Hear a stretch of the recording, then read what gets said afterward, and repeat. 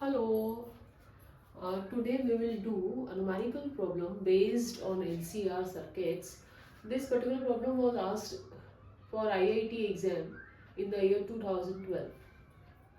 इसमें we have been given this circuit जिसके अंदर एक AC source VRMS 20 volts का हमने लगाया है across there is a capacitor of 100 microfarads with a resistance 100 ohms in series, and in parallel to this branch there is an inductor of 0.5 Henry self induction and 50 ohm series resistance.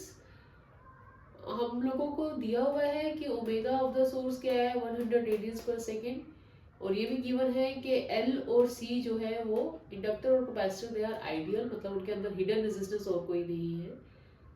और हमें ये पूछा गया है कि इनमें से चार ऑप्शंस में से करेक्ट ऑप्शंस या कोई ऑप्शन करेक्ट जो भी है वो बताइए, जिसमें कि पहली दो ऑप्शंस तो concerning current in the circuit है कि total current in the circuit निकालना है, और फिर थर्ड ऑप्शन में we have to find out the voltage across 100 ohms resistance और वोल्टेज अक्रॉस 50 ohms रेजिस्टेंस। तो प्रोसीड करने के लिए पहले तो हमें net current in the circuit निकालना है। तो विल अज्यूम कि नेट जो करंट आई है वो डिवाइड हो रहा है एक आईसी पार्ट में जो इस आर्म में से जा रहा है थ्रू कैपेसिटर वाली आर्म, और दूसरा पार्ट उसका I L through inductor arm जा रहा है, एंड दोनों कनेक्ट करेंगे IC plus I L combine करके आगे आई दे देंगे। तो we have to find IC first.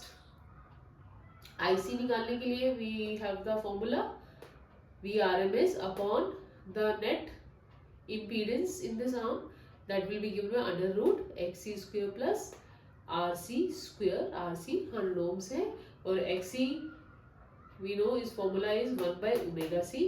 omega is 100 and c is 100 microfarads, 100 into 10 raised to power minus 6 farads values डालेंगे यहाँ पर, तो we'll get 100 ohms for xc, and RC is given to be 100 ohms. Putting in the values, we get IC to be 1 by 5 root 2 times ampere.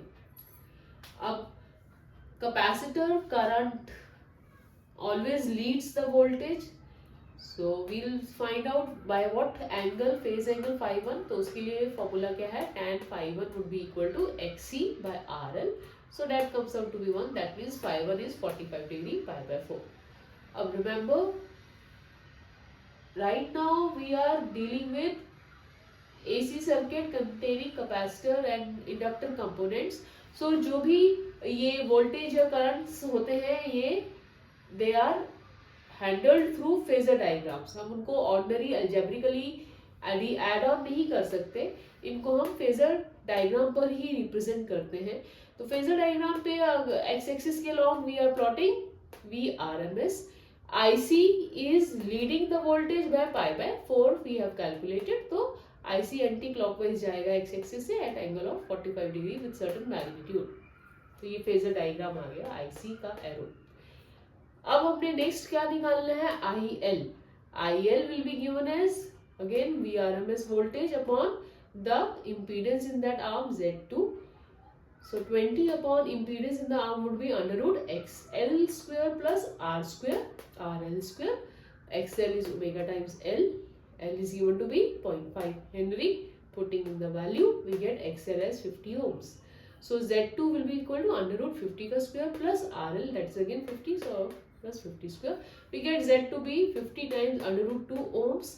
Putting in the value for IL, we get IL to be twice of IC, that is 2 upon 5 root 2 times ampere।